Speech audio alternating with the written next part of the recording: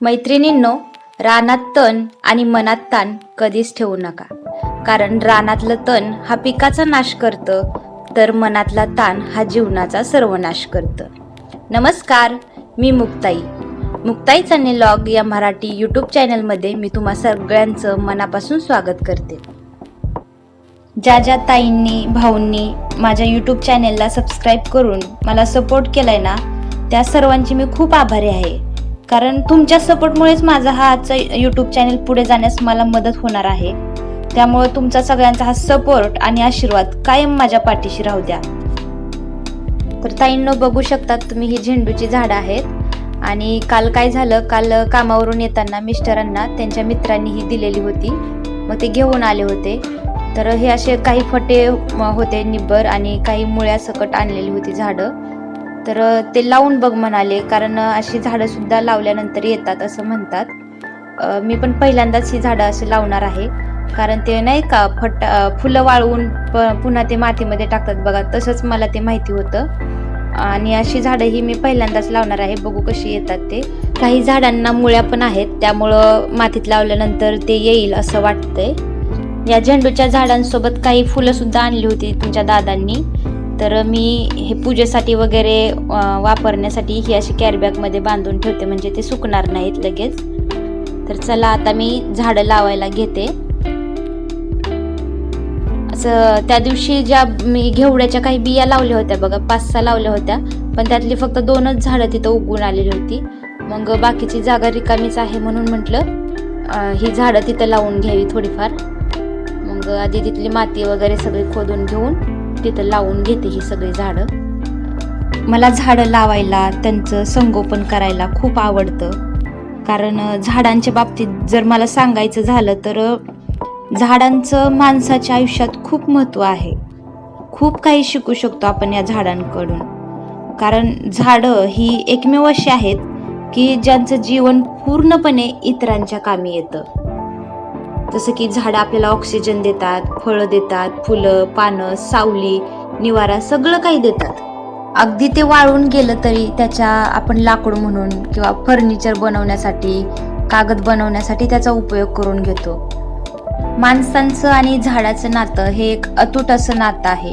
जेवढं आपण त्या झाडाला जपू, त्याचं संगोपन करू, तेवढंच ते झाड आपल्या कामी येतं. तर मी इथं झाडं लावून घेतलेली आहेत. जागा जरा कमी असल्यामुळे ते जवळजवळच लावून घेतलेले आहेत. आता तुम्ही बघत असाल, इथं एक मंडप वगैरे टाकलेला आहे. तर इथं शेजारी एक कार्यक्रम आहे, त्यासाठीचा हा मंडप टाकलेला आहे. आज मला मॅगी खावीशी वाटली म्हणून मी मॅगी करायला घेतली आहे. सहसा तर मी अशी सारखी मॅगी खात नाही, पण कधी खाऊ वाटली तर 2-3 महिन्यातून एकदा खात असते. तर सकाळीच मी बटाट्याची भाजी आणि भाकरी बनवली होती आणि आता थोडंसं काहीतरी वेगळं खावंसं वाटलं म्हणून मग ही मॅगी बनवायला घेतली. माझ्याविषयी जर सांगायचं म्हटलं तर मला अगदी छोट्या गोष्टींमध्येच आनंदी राहायला आवडतं. माझ्याकडे जे काय आहे त्यातच मी समाधानी राहते. कारण असं म्हणतात की समाधानी राहूनच तुम्हाला जे काही मिळवायचं ना ते मिळवा. त्रास, सतत असं कटकट किरकिर समंजस करून तुम्ही जर काही मिळवायचा प्रयत्न केला तर तुम्ही आयुष्यभर दुःखी राहाल. आयुष्यभर दुःखी म्हणजे सगळं मिळून सुद्धा दुःखी. कसं असतं ना, माणसाच्या इच्छा या कधी संपतच नसतात. एक झाली की एक असं ह्या इच्छा ज्या असतात ना त्या आपल्या प्रकट होत असतात. समजा आपण एखादी गाडी घेतली तर आता ही गाडी नाही, ह्याच्यापेक्षा मोठी गाडी मी परत घेणार. किंवा आपण आता एखाद्या घरात राहतो तर हे नाही, आता ह्याच्यापेक्षा मोठं घर असं मी बांधणार, मोठ्या बंगल्यात राहणार. अशा आपल्या काही ना काहीतरी इच्छा असतात आणि त्या इच्छा पूर्ण करण्यासाठी आपली सतत धडपड चालू असते. चांगलीच गोष्ट आहे, इच्छा ही धरणं, मनात असणं चांगलीच गोष्ट आहे.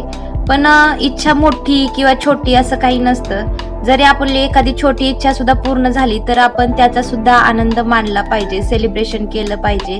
कारण कसं होतं, नुसतं मोठ्याच गोष्टींच्या, मोठ्या स्वप्नांच्या मागं पळत राहिलं तर आपलं आयुष्य निघून जातं आणि खऱ्या जगण्याचा जो आनंद आहे तो घ्यायचा राहून जातो. आज सकाळी काय झालं, माझ्याकडे जे पांढऱ्या फुलांचं चांदणीचं जे झाड आहे त्याची फुलं तोडायला मी त्या झाडाजवळ गेले तर मला हा प्रकार दिसून आला. तर बघते तर सगळे असं झाड कीड लागल्यासारखं झालं होतं. प्रत्येक पानं अशी दुमडल्यावनी आणि त्या दुमडलेल्या पानाच्या आतमध्ये आळ्या दिसल्या मला. ज्यामुळे ते झाड सुकून चाललं होतं, असं पानं गळून चालली होती, फुलं सुद्धा येईना झाली. म्हणून मी काय केलं, परत मग हे जे काही जिथं जिथं खराब झाले ना, आळ्या झाल्यात ते फुटे कापून टाकले आणि लांब फेकून दिले दूरवर नेऊन. एक तर एवढ्या मेहनतीनं आपण ही चांगली झाडं लावतो आणि त्याच्यावरती ही असं आळ्या किड पडायचं म्हटलं, विघ्न यायचं म्हटलं तर मग खूप वाईट वाटतं. आता हे बघा, हे आहे झिनियाचं झाड. याला पण छान अशी कळी आली होती, पण हे वाकडच झालेलं दिसलं. मला वाटलं आता याला पण काहीतरी झालंय का काय, पण परत असं समजलं ज्या दिशेला सूर्य येतो ना, ज्या साईडला, तिकडं ते वळलं जातं ते फुल.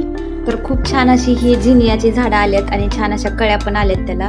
बापरे, एक झाले की एक विघ्न. बघा हे ह्या झिनियाच्या झाडाला काय झालेलं आहे. पूर्णपणे या झाडाची पानच गायब झालेली आहेत.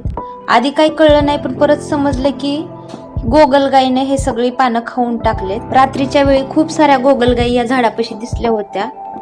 त्यांनीच ही झाडं खायला सुरुवात केली पानं.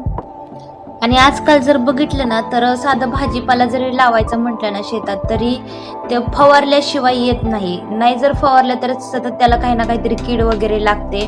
त्यामुळं फवारावं लागतं, झाडांची अशी काळजी घ्यावी लागते. तर असो, कसा वाटला तुम्हाला हा आजचा व्हिडिओ? या व्हिडिओमधून तुम्हाला थोडीशी जरी चांगली माहिती मिळाली असेल, काही शिकण्यासारखं मिळालं असेल, तर माझ्या चॅनेलला लाईक, शेअर आणि सबस्क्राईब करायला विसरू नका. धन्यवाद.